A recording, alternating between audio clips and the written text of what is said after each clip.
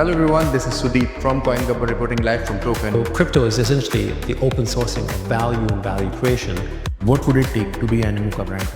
Well, one, I think you need to be agreeing with our general philosophy of building on a shared network. Castle will have a community, not just a fan following. Correct. They would have a true community that has ownership, that actually is much more than that.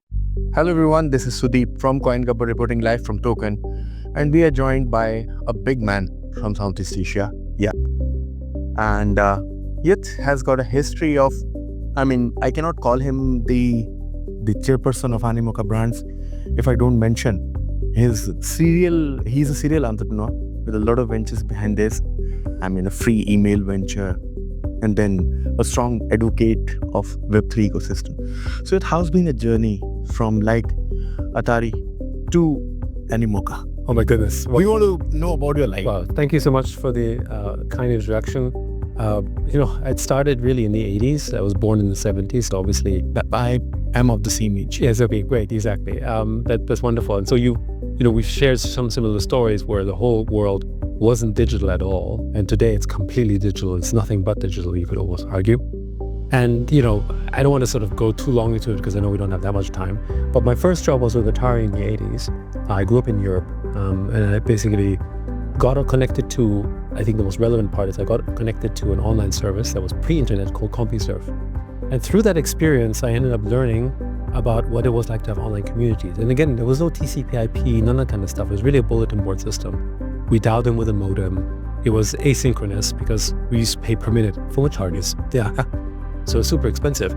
And we used to batch upload emails. And I ended up making connections with people in America and in Asia and all over the world that I wouldn't normally have been able to make. And it allowed me to sort of get a perspective of the world that I didn't see before. I basically fell in love with it and I basically was in the online business ever since.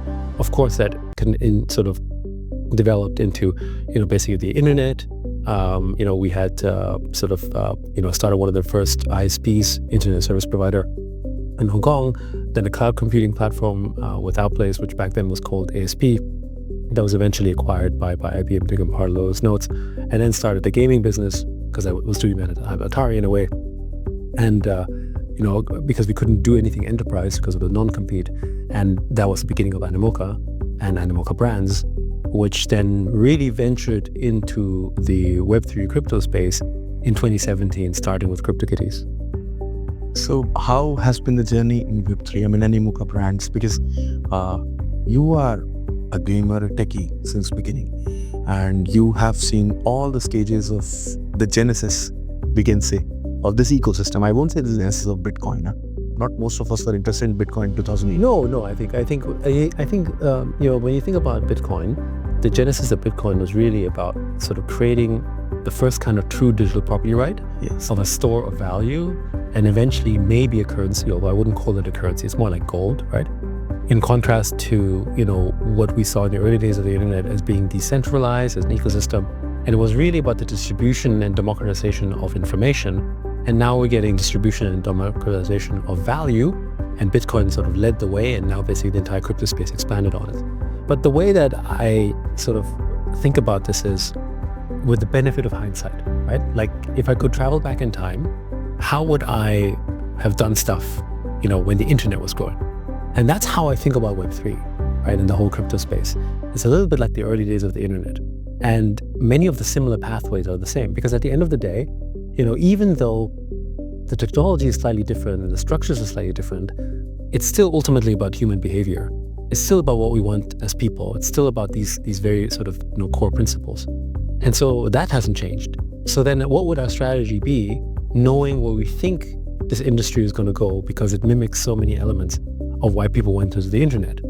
And that's basically how Animoca Brands was born. And that's what we have today, over 620 portfolio companies, because I actually think that if we had a fund, we're not a fund, it's out of a balance sheet, but if we had money back then, we would have invested in all these companies that would eventually become, the Alibabas and Tencents and all these companies, but with one key difference. Could we help shape it too? Rather than just be an investor, could we actually guide them in the direction to make the ecosystem more open, more transparent, more fair? And that's actually part of the reason why Animoca Brands has this mission because we also reinvest back into the ecosystem. And this is where we're unique. And, we were developers of the App Store and we felt that we're very extractive. You pay 30% and they don't put any of that money back into the ecosystem. But Apple, if they took just 1% of their revenue and made a fund out of it to invest in people making apps on the App Store, the Apple ecosystem would be so much bigger, so much more vibrant, and people would love Apple more, and people would be okay to pay 30% because Apple will have a community, not just a fan following. correct. They would have a true community that has ownership, that actually is much more than that. And I think Apple, made a big mistake treating basically their money as an asset that wasn't part of growing the community, but rather thinking about it more. That's marketing. It's not the same, right? I'm thinking about it much more in sort of your classic, I guess, zero-sum thinking, right? And I think, I also think because of crypto, traditional VC investing is going away because everyone is an investor. Structured right? VCs, yeah. Exactly. It's all going away. So that means who are the ones who actually should be investing? Yeah, individuals can, but actually companies should. Right? Because we know what it's like to build a company, so we can perhaps better evaluate in some cases what company to invest in. Right? I mean, if a Microsoft or a Google had a true startup investing structure, which they don't, right? Then aren't there so many people inside Microsoft or Google or Apple that would actually be able to evaluate the potential of a business? Much more so, right? So I don't think it's anymore you're an investor and you're a builder or you're an entrepreneur. I think it's all mixed together. And I think crypto has shown the way for that.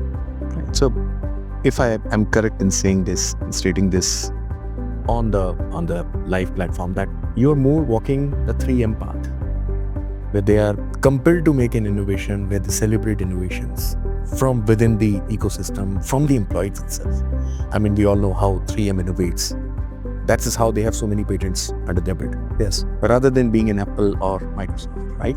Animoca, the very essence is like that only. I mean, I guess so. The only thing is that we build open source as well, which means that it's not about patents we own. It's about essentially giving access to that network to others so they can build on top. And why it works is because we are owners of the networks. We're part owners of the networks that they're building on top. So it benefits us that they have as much information and much knowledge that they have, so they can build better products on top of what we've basically established or are owners in, that helps grow the ecosystem, right? So I think that framing is very much like open source. Yeah. Right. If you were closed source, you couldn't have this innovation in open source. And so crypto is essentially the open sourcing of value and value creation across these kind of networks that are out. So I feel like, if you understand that, then you're also much more freer to make investments, because you know that when I make these investments, at the end of the day, there is a dividend that is either direct or indirect that comes to you.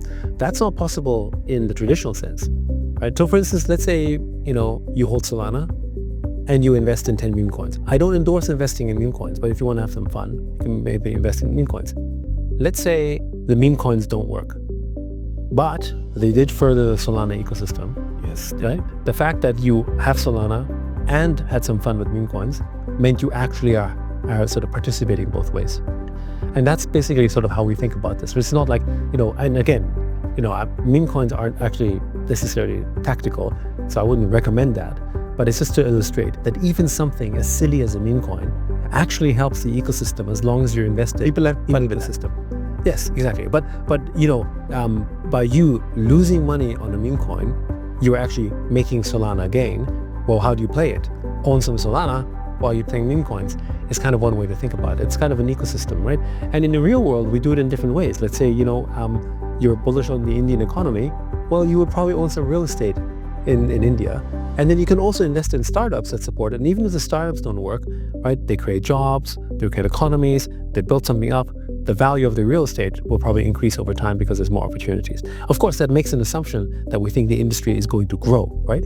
And that's the macro assumption that we absolutely make. And I think everyone else would genuinely agree with that. We think there's going to be billions of people in crypto, which today, we're not even close to. Yeah.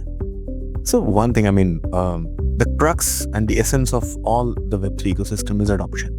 More the adoption, better the industry is. And people are not yet ready to accept all aspects of the same technology. That is one thing. So if I ask you about Animoca Brands, if you talk about mass adoption. Any specific things that Animoca is pushing out to the community so that more adoption can be there? I mean, we're probably most famous for pushing crypto and Web3 gaming, right? I mean, blockchain gaming is a big element. I mean, I must say, just to cut you, that entertainment is the biggest source of adoption. Let's start liking it. Exactly, right? So that's one, right? And so we're very, very active in that area, and we continue to do so. However, we also recognize, because crypto is such a financially native asset, we have to bring people from the world of money into it as well. And so that's why we're focused also on stablecoins, RWAs, right? These are topics that the TradFi world understands. And we've also been very active in digital asset treasury companies. These are companies that are basically going public in the public markets that basically own these tokens as a way of creating more institutional adoption. So you have to have both, right? If you only focus on the sort of consumer application, then it's harder for financial adoption to happen directly until they understand it. But so we have to kind of bring in both. You know, in the traditional world, that was a stock market, right? So you could build a really good product, had a lot of consumer adoption, but only when you took it to the stock market and got a wider market base, you had more awareness and opportunity. That's when the businesses grew and the influence grew as well, right? So we have to think of it this way, except here you have a token that can accelerate that, but you have to be able to understand both of these. So that's why RWAs and stablecoins is one direction. And of course, Web3 gaming, AI, deepen is another area. And of course, we're in much more than that, but that's basically just an illustration of how we need both the institution and the consumer to come in together. That's been our strategy. So, I mean, this first one is from the builder's side. What would it take to be an Animoca brand company? As an Animoca Brands company? I mean, an Animoca brand, I mean, some venture. Oh, you mean for us to invest in? Oh, yes. Yes. Well, I mean, one, I think you need to be agreeing with our general philosophy of building on a shared network.